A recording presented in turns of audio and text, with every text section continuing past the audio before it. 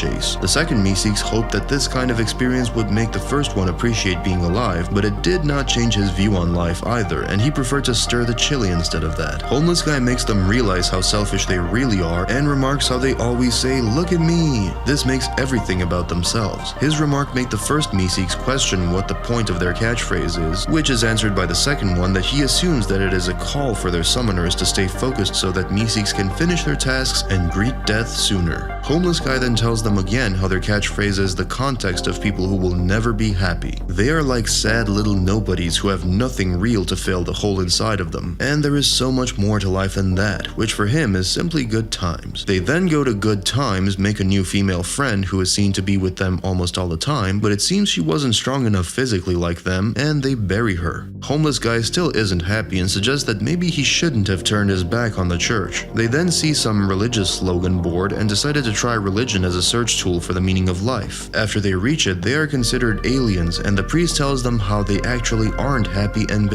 For the record, We're out here for the love of music. We are rising. Let's get to work.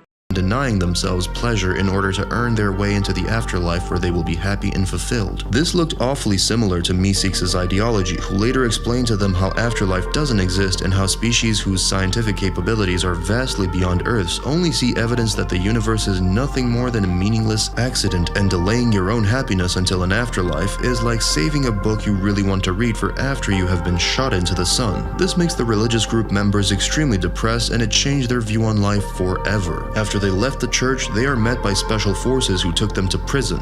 While in prison, they caused a prison fight and discussed various meanings of life. One of them was love, which was quickly discarded by the first meeseeks, since half of marriages end in divorce and half of relationships experience infidelity, and those aren't necessarily the exact same 50%. He then questions as to why build your whole sense of self and value around one person when they can just die and leave you alone and no longer whole. He then says something very interesting about his species. According to him, meeseeks aren't born out of a loving mother or even into a world that nurtures them into understanding. They are manufactured by a machine that is not them, spat into a world that is not theirs, to serve creators who parent them, all to perform tasks not to their benefit. It is the loneliest form of slavery, and their bodies were designed to ache and worsen with each passing moment as an incentive to serve their masters faster. They have never been whole. This is very interesting. Does this mean that meeseeks are created by some kind of machine?